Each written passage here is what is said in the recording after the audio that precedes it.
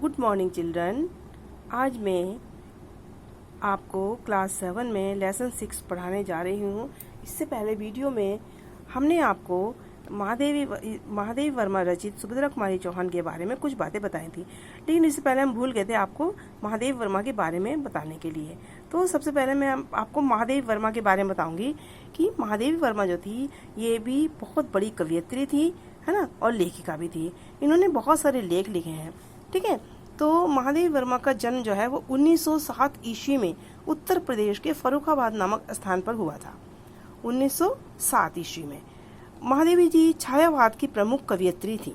ठीक है, इन्होंने गद्य और पद्य दोनों की रचनाएं की।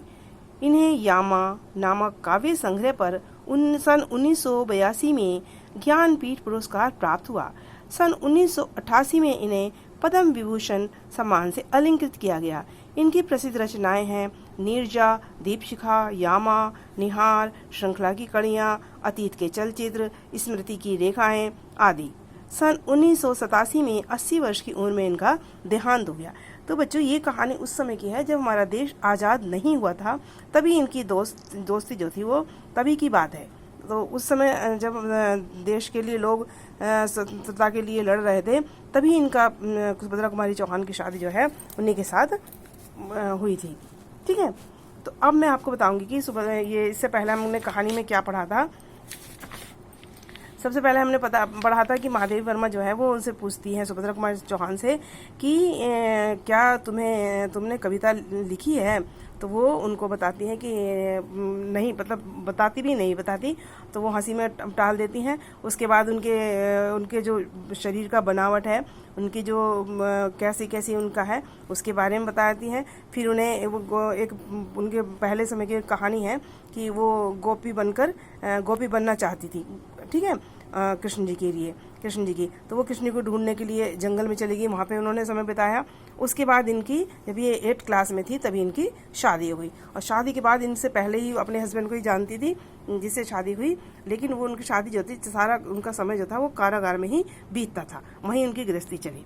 अब इसके आगे हम पढ़ाने जा रहे हैं। एक बार भाई लक्ष्मण जी ने, किसके भाई ने? सुभद्रा जी के भाई लक्ष्मण जी ने मुझसे सुभद्रा जी की स्नेह भरी शिकायत की। उन्होंने मुझसे कभी भी कुछ नहीं मांगा, मतलब प्यार में उन्होंने कहा कि उन्होंने मुझसे कभी कुछ नहीं मांगा। सुभद्रा जी ने अर्थ भरी हंसी में उत्तर दिया था कि मांगने का अधिकार तो दिया था कि इन्होंने पहले ही दिन मुझसे कुछ मांगने का अधिकार मांग लिया था। यानी कि उन्होंने पहले दिन कुछ इस तरह का, मतलब उनके साथ बात हुआ कि जो वो दोबारा मतलब मांग नहीं सकती थी। ठीक है, तो उन्होंने पहले ही दिन मुझसे कुछ मांगने का अधिकार मांग लिया था। महादेवी यह ऐसे ही होशियार है। कौन? उसका भाई। मांगती तो वचन भंग का दोष मेरे सिर पड़ता। यदि मैं अब कुछ मांगती हूँ तो मेरे वचन का मतलब वचन भंग हो जाता है मेरा, और नहीं मांगा तो मेरे अहंकार को ठेस लगती है। ठीक है ना। तो घर और कारागार के बीच भी जीवन का जो क्रम विवाह के साथ आरंभ हुआ वह अंत तक चलता रहा। यानी कि इनका जो क्रम, कारागार में इनका जो शादी हुई थी, वहीं उनका सब मतलब उनकी जिंदगी वहीं पे बसर हो रही थी। छोटे बच्चों को जेल के भीतर और बड़ों को बाहर रखकर वे अपने मन में कैसे संयम रख पाती, यह सोचकर विस्मय होता है। ठीक है ना, कि भाई उनकी छोटे बच्चे को हम जेल के भीतर कैसे रखेंगे, बड़ों को बाहर रखकर वो अपने मन में कैसे संयम रख पाती, यह सोचकर उन्हें बड़ा आश्चर्य होता था। कारागार में जो संपन्न परिवारों की सत्याग्रही माताएं थी, है ना, जो बहुत अच्छे धनी परिवार की माताएं थी, उनके बच्चों के लिए बाहर से न जाने कितनी मेवा मिष्ठान आता था, क्योंकि भाई बहुत बड़े परिवार की थी, बहुत अच्छे परिवार की थी। सुभद्रा जी की आर्थिक परिस्थितियों में जेल जीवन का A और C क्लास समान ही था। उन्हें A और C जो था वो उस समय जेल में समान रहता था। तो एक बार जब भूख से रोती बालिका को बहलाने के लिए कुछ नहीं मिल सका। अब एक बार क्या हुआ कि एक छोटी कोई बालिका थी, वो भूख से तड़प रही थी। तो इन्होंने क्या करा, अरहर की दाल जो थी वो अरहर दलने वाली महिला कैदियों से थोड़ी सी अरहर की दाल मानी, तवे पर भूनकर बालिका को खिला दिया। घर आने पर भी उनकी दशा द्रोणाचार्य जैसी हो गई थी। अब द्रोणाचार्य को ना तो मतलब उनको अच्छा नहीं लग रहा था कि मैंने उसको मतलब खाली यही खिला दिया, है ना।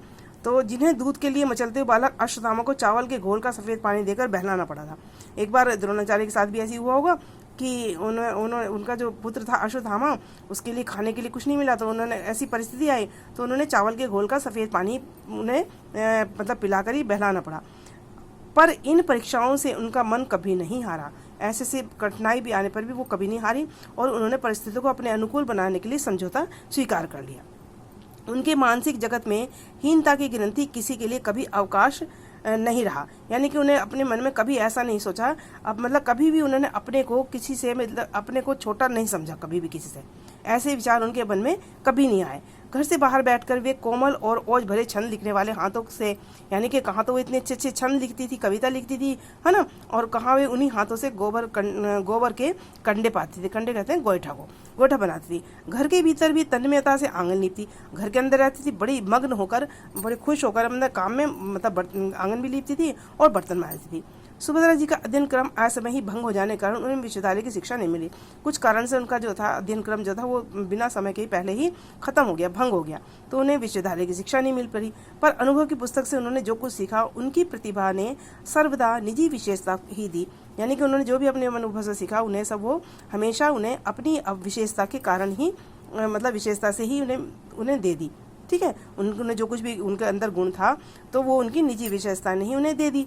उन्होंने एक क्षण के लिए भी इस असत्य को स्वीकार नहीं किया कि जातिवाद की संकीर्ण तुला पर ही वर्ग की योग्यता तोली जा सकती है ना। उन्होंने कभी ऐसा महसूस नहीं करा कि जातिवाद की जो संकीर्ण पतली छोटी तुला है, तराजू है, उस तराजू में हम वर्ग की योग्यता को तोल सकते हैं, तोली जा सकती है, कभी नहीं। इतना ही नहीं, जिस कन्यादान की प्रथा का सब मूक भाव से पालन करते आ रहे हैं, है ना, उन्होंने कहा कि जो भी कन्यादान होता है, जब मेरे पिता ने मुझे कन्यादान कर दिया, है ना, जो कन्यादान की प्रथा है और सब उसे चुपचाप पालन करते आ रहे हैं, है ना, उसके विरुद्ध उन्होंने घोषणा की कि इन्होंने सुभद्रा कुमारी ने घोषणा की कि मैं कन्यादान नहीं करूंगी। क्या मनुष्य को दान करने का अधिकारी है? क्या विवाह के उपरांत मेरी बेटी मेरी नहीं रहेगी? उस समय तक किसी और ने, विशेषतः किसी स्त्री ने ऐसी विस्तृत परंपरा के विरुद्ध बात नहीं की। यानी कि उनकी जब बेटी थी जो उसकी, उन्होंने कहा कि मैं उसके लिए कन्यादान नहीं करूंगी और इसके लिए उन्होंने विरोध किया। 7वीं और 5वीं कक्षा की छात्राओं के सख्य की सुभद्रा जी ने सरल स्नेह से ऐसी अमित लक्ष्मण रेखा से घेर कर सुरक्षित रखा कि उस समय कोई रेखा नहीं खींच सका। यानी कि दोनों में इतनी मित्रता थी कि उसके बीच में कोई भी उनके बीच में किसी तरह का भी कोई दुर्व्यवहार या कोई भी किसी तरह का फरेब नहीं हुआ। अपने भाई बहनों से सबसे बड़ी होने के कारण अनायासी सब देख रेख की चिंता की अधिकारिणी बन गई। वो सबसे बड़ी थी भाई बहनों में, तो इसलिए उन्होंने सारी चीज़ की जिम्मेदारी उन पर दी। परिवार में जो मुझसे बड़े थे उन्होंने भी मुझे ब्रह्मसूत्र की मोटी पोथी में आंख गड़ाए देखकर अपनी चिंता की परिधि से बाहर समझ लिया था। यानी कि जो भी लोग थे मेरे से, हमसे परिवार में जो भी हमसे बड़े थे, लेकिन उन्होंने कहा कि नहीं, ये जो है मतलब सबकी आशाएं मेरे ऊपर ही गड़ी हुई थी और उन्होंने मुझे सारी जिम्मेदारी देकर मुझे सारी जिम्मेदारी मेरे ऊपर ही सौंप दी। पर केवल सुभद्रा पर ने मेरी मोटी पोथियों का प्रभाव पड़ा, पर केवल सुभद्रा पर ना मेरी, यानी कि सुभद्रा पर उनकी मोटी मोटी पोथियों का प्रभाव, जो भी कुछ प्रभाव पड़ा, ना मेरी समझदारी का, किसकी, महादेवी जी की, ना तो उन पर कोई मोटी पोथियों का प्रभाव पड़ा महादेवी जी का, और ना ही समझदारी का प्रभाव, ना ही मेरी समझदारी का। अपने व्यक्तिगत संबंधों में हम कभी कौतूहल बाल भाव से मुक्त नहीं हो सके, लेकिन उसका कोई प्रभाव नहीं, लेकिन उनका जो कौतूहली आश्चर्यजनक बाल भाव था, बचपना था, उससे कभी मुक्त नहीं हो सके। यानी कि दोनों में बहुत ज़्यादा मित्रता थी, बचपना था। सुभद्रा जी के मेरे घर आने पर भक्तिन तक मुझ पर रौब जमाने लगती थी। जब सुभद्रा जी मेरे घर आती थी, मेरी भक्तिन जो थी मुझ पर रौब जब आने लगती थी। क्लास में पहुंचकर वह आगमन की सूचना इतने ऊंचे स्वर में इस प्रकार देती थी कि मेरी स्थिति विचित्र हो जाती थी। वो क्लास में जाकर मेरी सूचना देती थी, उसमें मेरी स्थिति भी जो थी वो थोड़ी विचित्र हो जाती थी। सुभद्रा जी के सामने न भक्तिन को डांटना संभव था, अब उनकी जो भक्तिन थी उसको डांटना भी संभव नहीं था, ना ही उनकी उपेक्षा करना था, अवहेलना करना था। बंगले में आकर देखती कि सुभद्रा जी रसोई घर या बरामदे में भानुमति का पिटारा खोले बैठी है। भानुमति का पिटारा यानी कि कुछ बहुत सारा तरह का सामान था उसमें, और उसमें से अद्भुत वस्तुएं निकालनी है। छोटी छोटी पत्थर शीशे की प्यालियां, मिर्च का अचार, बासी पुड़ी, पेड़े, रंगीन चकला, बेलन, चुटीली कहते हैं चोटी को, नीली सुनहरी चूड़ियां आदि सब मेरे लिए आया है। इस पर कौन विश्वास करेगा, पर वह आत्मीय उपहार मेरे निमित्त ही आता था। वह जो आत्मीय उपहार था, जो उसके द्वारा दिया गया उपहार था, वो किसके लिए आता था, महादेवी जी के लिए ही आता था। ठीक है, आज हम इतना ही पढ़ाएंगे, दूसरी वीडियो में हम आपको पढ़ाएंगे नेक्स्ट टर्न पे। ठीक है,